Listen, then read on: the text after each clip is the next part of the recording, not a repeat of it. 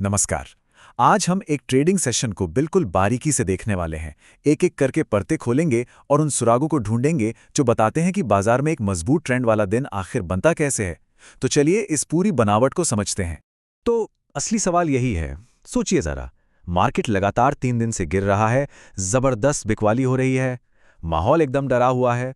तो ऐसे में आज सुबह हर ट्रेडर के दिमाग में बस एक ही बात घूम रही थी कि भाई ये जो गिरावट का सिलसिला है, ये आज भी जारी रहेगा या फिर कहीं से उम्मीद की कोई किरण दिखेगी। इसी सवाल का जवाब ढूंढने के लिए ये रहा हमारा रोड मैप। हम दिन की शुरुआत से लेकर आखिर तक चलेंगे, हर पड़ाव को समझेंगे और देखेंगे कि कैसे एक मजबूत ट्रेंड की पूरी कहानी हमारे सामने आई।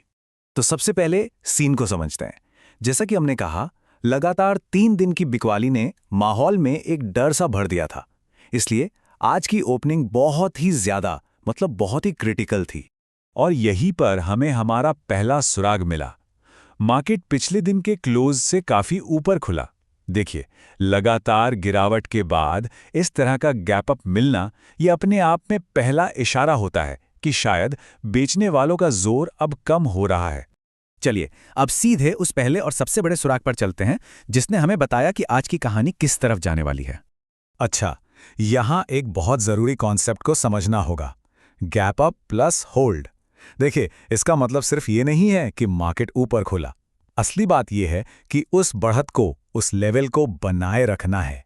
जब बायर्स यानी खरीदार ओपनिंग लेवल को गिरने ही नहीं देते ना, तो ये उनकी ताकत का एक बहुत बड़ा, मतलब एक क्लियर स्टेटमेंट होता है। और इस दिन बिल्कुल यही हुआ। जैसे ही मार्केट थोड़ा सा नीचे आया, खरीदार उसे बचाने के लिए तैयार थे।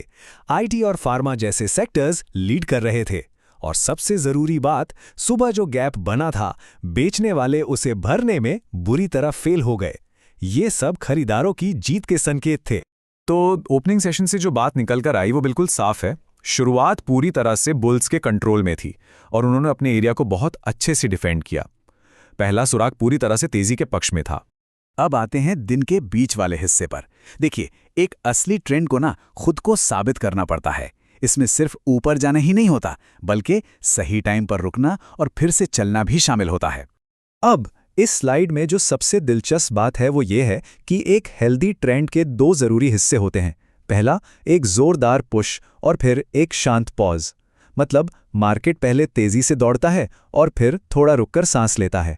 सुबह के सेशन के बाद मार्केट ने लगातार ऊपर की तरफ बढ़ना जारी रखा। ये कोई पैनिक बाइंग नहीं थी, बल्कि एक बहुत ही कंट्रोल तरीके से धीरे धीरे चढ़ाई हो रही थी। जब भी कोई छोटी मोटी गिरावट आती, उसे तुरंत खरीद लिया जाता था।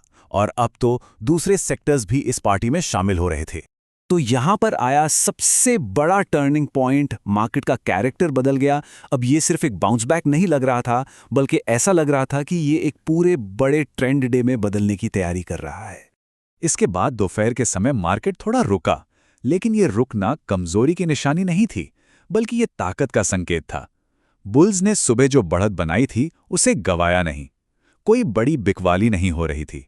ये तो बस अगली बड़ी चाल से पहले मार्केट का थोड़ा रेस्ट लेना था। चलिए अब कहानी के क्लाइमैक्स पर चलते हैं। देखते हैं कि जो बड़े प्लेयर्स हैं, यानी इंस्टीट्यूशंस, उन्होंने इस ट्रेंड पर अपनी आखिरी मोहर कैसे लगाई। देखिए, दिन के आखिरी घंटों में जो खरीदारी होती है ना, वो अक्सर बड़े इंस्टीट्यूशनल इन्वेस्टर्स की निशानी होती है। और जब वो खरीदते हैं तो ये उस दिन के ट्रेंड को एक जबरदस्त कंफर्मेशन देता है। और इस दिन के आखिरी सेशन में ठीक यही हुआ। खरीदारी की एक नई लहर आई जिसने कीमतों को दिन के हाई के पास पहुंचा दिया। यह साफ था कि यह सिर्फ शॉर्ट कवरिंग नहीं है। मतलब वो लोग नहीं खरीद रहे थे जो मंदी में फंसे थे, बल्कि यह असली फ्रेश बाइंग थी। तो दिन का आखिरी फैसला आ गया। सारे सबूतों के आधार पर यह एक ट्रेंड डे कंफर्म हो गया। और 3 दिनों की गिरावट के बाद बुल्स ने पूरी तरह से कंट्रोल वापस अपने हाथ में ले लिया था।